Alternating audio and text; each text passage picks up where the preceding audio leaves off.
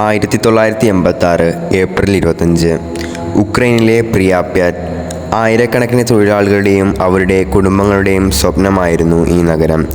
ഇവിടെ യൂറോപ്പിൻ്റെ ഹൃദയഭാഗത്ത് മനുഷ്യരാശിയുടെ ഭാവിയിലെ ഊർജ്ജ സ്വപ്നം എന്നറിയപ്പെടുന്ന ചെർണോബിൽ ആണവ നിലയം നിലകൊണ്ടു.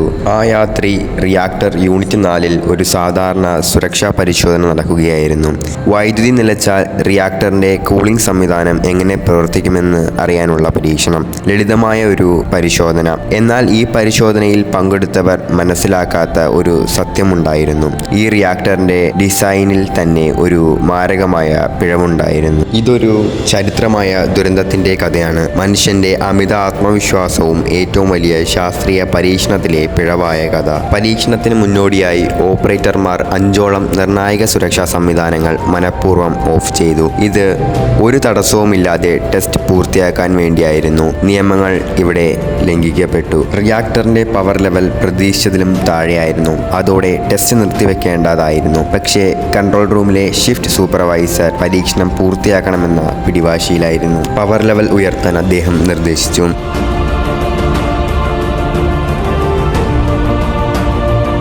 റിയാക്ടർ അതിൻ്റെ ഏറ്റവും അസ്ഥിരമായ നിലയിലേക്കെത്തി. റിയാക്ടറിൻ്റെ ഹൃദയം ഇനിയൊരു ബോംബ് പോലെയായി. അവർക്ക് മനസ്സിലായില്ല. അവർ അക്ഷരാർത്ഥത്തിൽ ഒരു ടൈം ബോംബ് ഓണാക്കുകയായിരുന്നു. കോർ അതിവേഗം ചൂടുപിടിക്കാൻ തുടങ്ങി.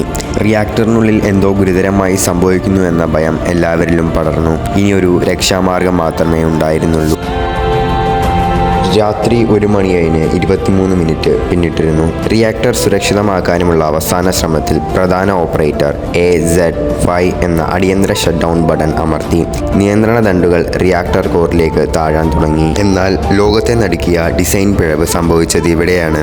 ആ RBMK റിയാക്ടറുകളിലെ കൺട്രോൾ റോഡുകളുടെ അഗ്രഭാഗം ഗ്രാഫൈറ്റ് കൊണ്ടുള്ളതായിരുന്നു. അത് താഴ്ന്നു തുടങ്ങുമ്പോൾ പവർ കുറയ്ക്കുന്നതിന് പകരം ഏതാനും സെക്കൻഡുകളത്തേക്ക് പവർ വൻതോതിൽ വർദ്ധിപ്പിച്ചു.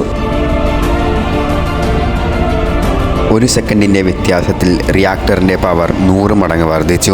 കടുത്ത ചൂടിലും മറ്റും ഇന്ധനദണ്ഡുകൾ പൊട്ടിത്തെറിച്ചു. ആദ്യത്തെ സ്ഫോടനം, പിന്നാലെ രണ്ടാമത്തേത്. 1000 ടൺ ഭാരമുള്ള കോൺക്രീറ്റ് മേൽക്കൂര അന്തരീക്ഷത്തിലേക്ക് തെറിച്ചു. റിയാക്ടർ കോർ തുറന്ന നിലയിലായി. ചുട്ടുപഴുത്ത റേഡിയേഷൻ ലോകത്തേക്ക് തുറന്നുവിടപ്പെട്ടു. ഈയൊരു നിമിഷത്തിൽ ചെർണോബിൽ എന്ന പരീക്ഷണം പരാജയപ്പെടുകയായിരുന്നില്ല. അത് പ്രപഞ്ചത്തെ ഭീഷണിപ്പെടുത്തുന്ന ഒരു ദുരന്തമായി മാറുകയായിരുന്നു. സംഭവം അറിഞ്ഞ് ഫയർഫോഴ്സ് സ്ഥലത്തെത്തി.